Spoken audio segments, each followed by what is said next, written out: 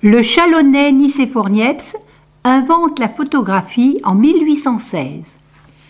À Beaune, Jules Marais construit le fusil photographique pour décomposer le mouvement.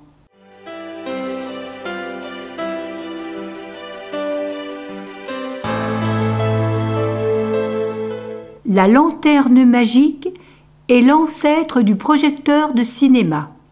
En 1895, les frères Lumière, fabricants de pellicules photo, inventent le cinéma. Ils transforment une suite d'images fixes en scènes animées grâce à la croix de Malte.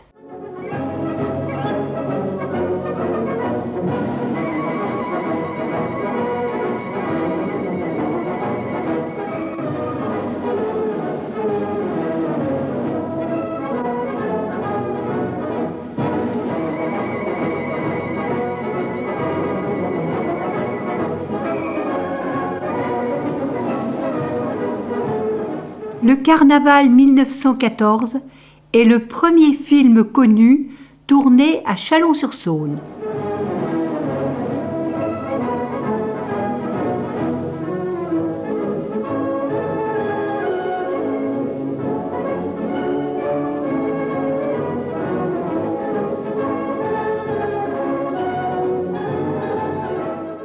Un ancien modèle de caméra Parvot.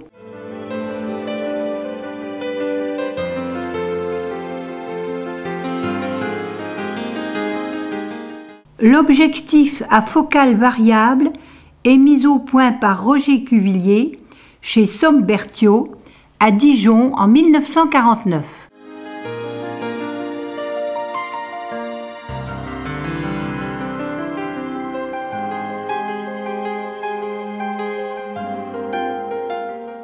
Les premiers projecteurs avaient l'obturateur devant l'objectif.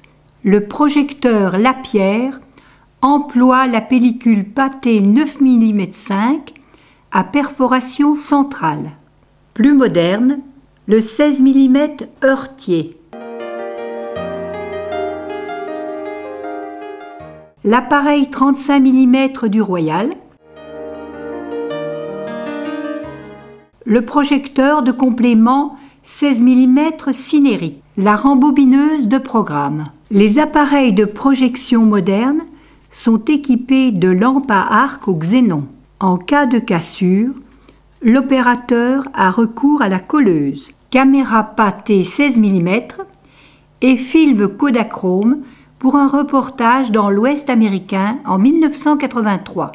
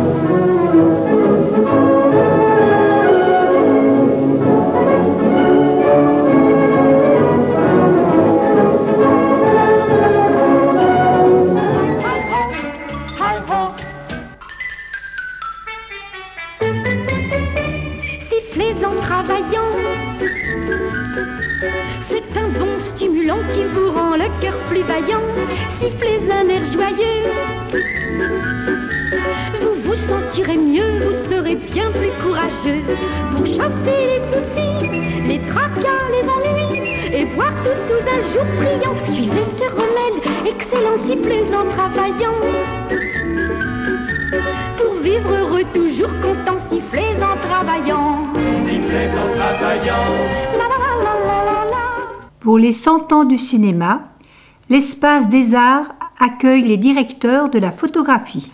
À 85 ans, Henri Alcan est un homme jeune.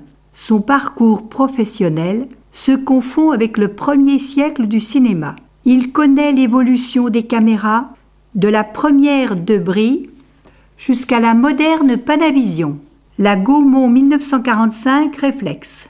Caméra de reportage Arriflex 35 mm.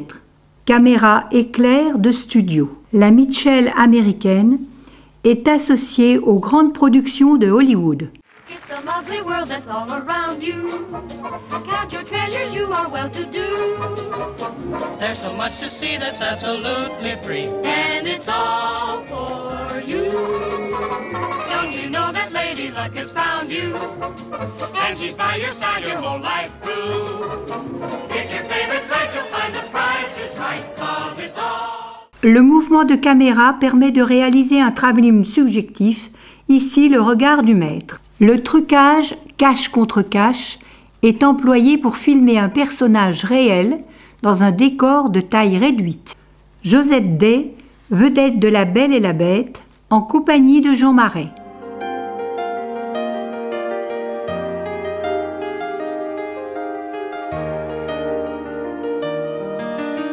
Henri Alcan est un remarquable directeur de la lumière.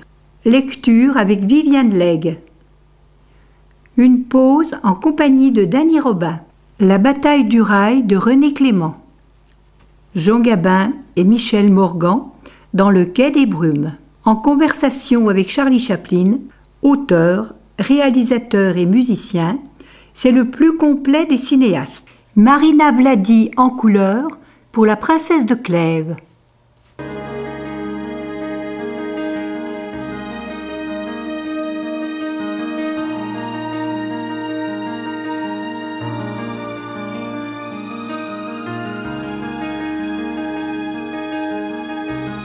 La halle au grain devient le pâté palace.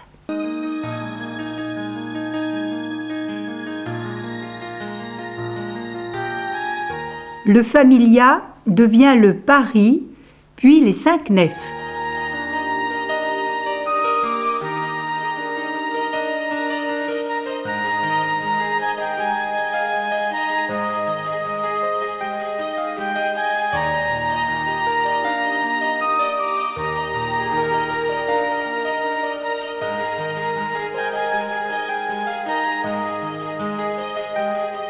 L'appareil de projection de la Scala. La Scala est démolie pour construire un immeuble.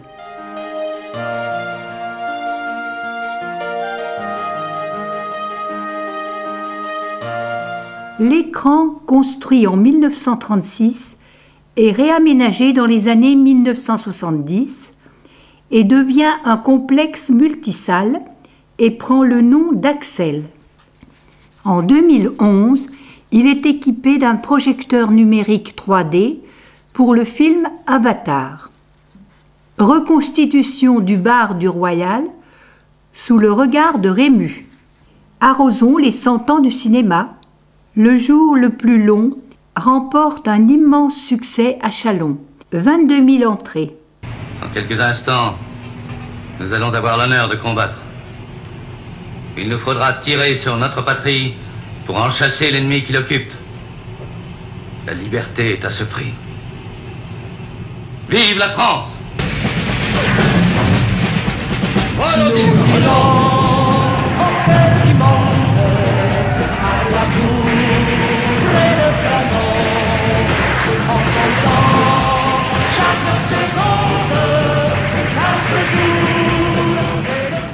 Après sa fermeture en 1982, le Royal est aménagé en appartements et magasins.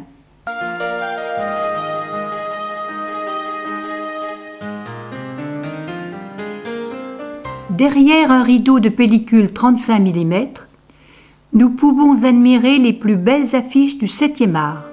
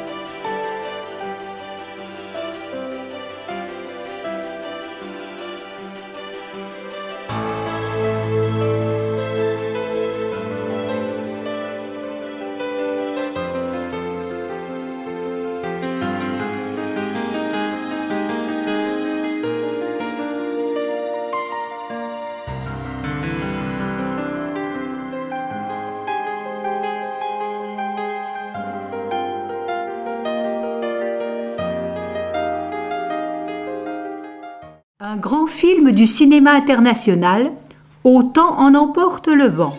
Je me rappelle vous avoir déjà vu chez mon mari. Vous êtes trop gentille de vous en souvenir, Madame Wilkes. As-tu rencontré le capitaine Butler aux 12 chênes, Scarlett? Oui, j'en ai l'impression. Dans la bibliothèque, Madame Hamilton, ce fut hélas trop bref. Vous aviez brisé quelque chose. Oui, capitaine Butler, je me souviens de vous.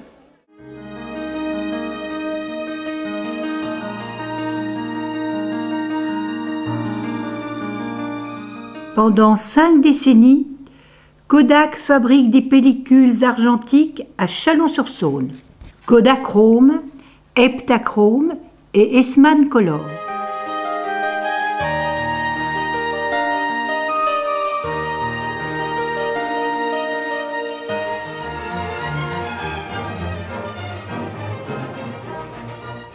À partir d'un Eastman Color 16 mm, on peut tirer un positif 35 mm.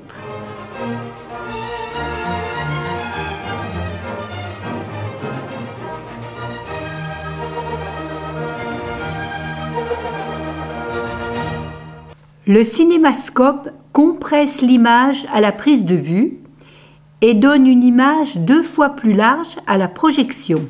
Le format 70 mm enregistre une image 2 fois plus grande que le cinémascope. VistaVision emploie le film 35 mm dans le sens horizontal.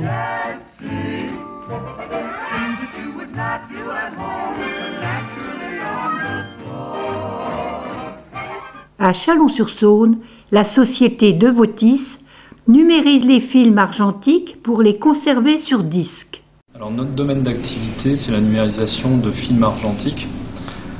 Donc plusieurs formats, le 8, Super 8, 9,5, 16 mm et les vidéos films classiques de cassette.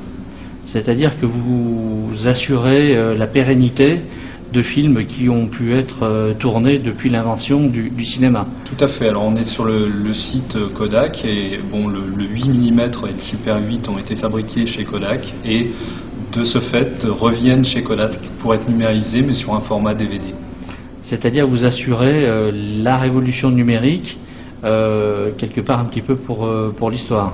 Oui, c'est important. Je pense que les gens ont envie de revoir leurs photos de famille, leurs images, et donc ça leur permet de revoir toutes ces images rapidement.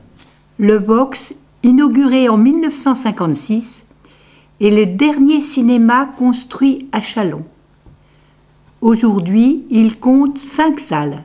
Le film de Gérard Houry, La Grande Vadrouille, a remporté un immense succès au box. Pas de familiarité! Oh, mais ne croyez pas que vous allez me faire marcher à la baguette, moi, hein? Non, écoutez mon cher, dites-vous bien que nous ne sommes pas du même monde. Alors entre nous, il existera toujours ça, voilà. Alors donnez-moi la main. Non, donnez-moi la main. Mais qu'est-ce que c'est que ce crâne? Faites attention, hein, faites très attention. Bon. Non, attendez-moi.